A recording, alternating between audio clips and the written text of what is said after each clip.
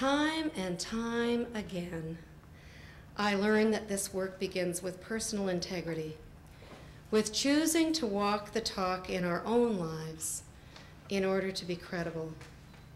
Living into right relationship with one another, in other words, peace, cannot be achieved through bullying any more than ecological wholeness and health can be achieved by continuing to consume at the rate we're consuming, or making condemning statements about the way in which others are doing so.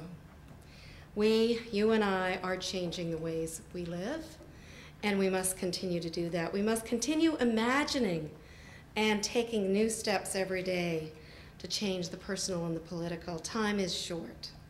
So we must support and encourage one another as we try, even when our efforts fail. I was in Haiti last week.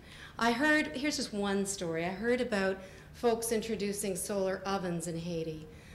This is a place where now only 1% of the land mass has forest. It was 3% 5 years ago. And solar ovens could reduce the consumption of carbon, of charcoal, rather, by 40%. Much more is needed, but that's just one example of a good step in a country in these circumstances.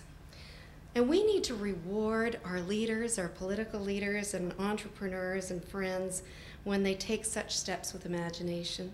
We need to keep imagining and invite others to do the same in terms of change in order to achieve deeper relationships with greater health with one another and with the planet. We know we will continually return to where it begins, which is greater integrity for our own souls as people of faith and goodwill.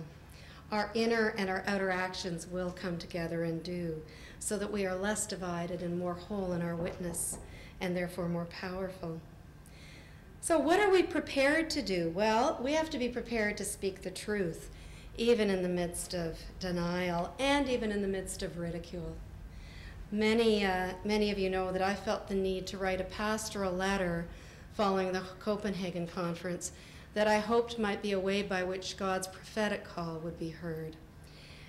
I was deeply disappointed, as were others, and I just had a sense that there was a responsibility, both pastorally and prophetically, for a church leader. I happened to be the only North American denominational church leader in Copenhagen, part of the World Council of Churches delegation, of which others of you were, and of course there were leaders from other parts, the church leaders from other parts of the world. It struck me again how isolated North America is often in those circumstances.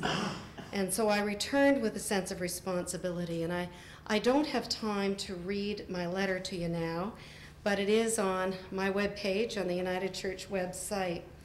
And I have to say, it wasn't only my creation. I had the help of friends.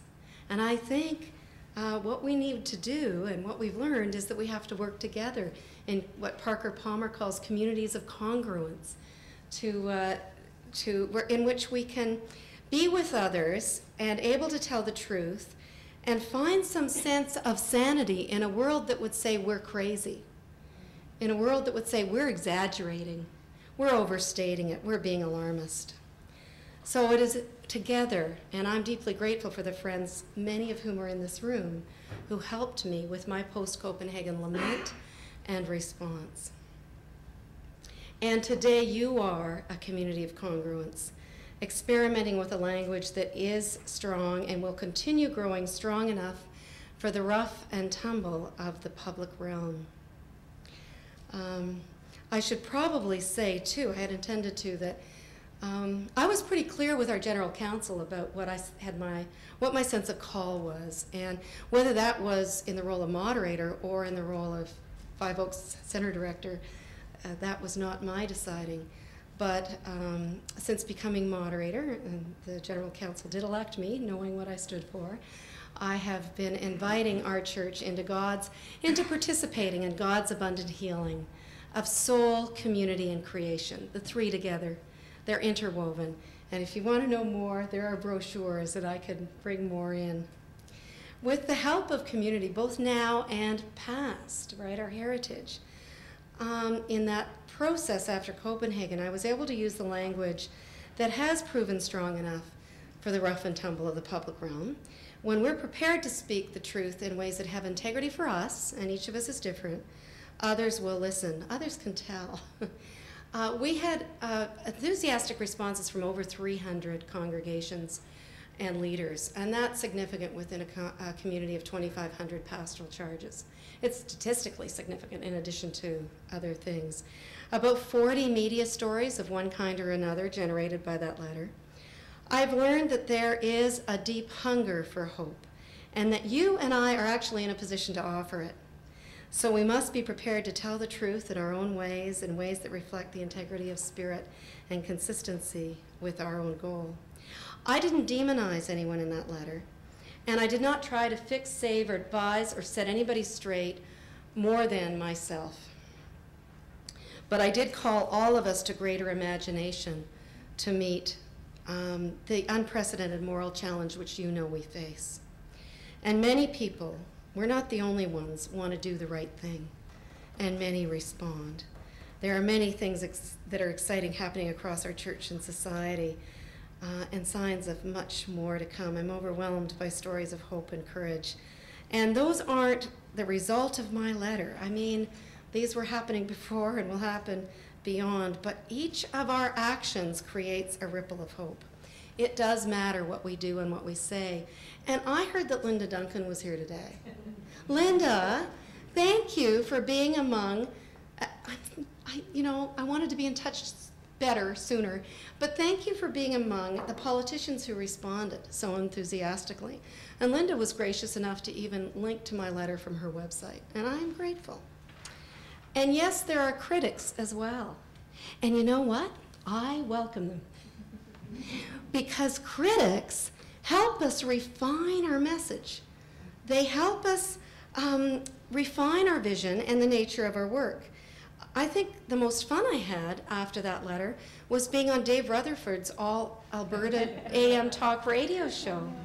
And it's in powerful conversations like that, where I hope the respect was mutual, that powerful things can happen. And that's actually where a lot of the rubber hits the road in terms of radical transformation.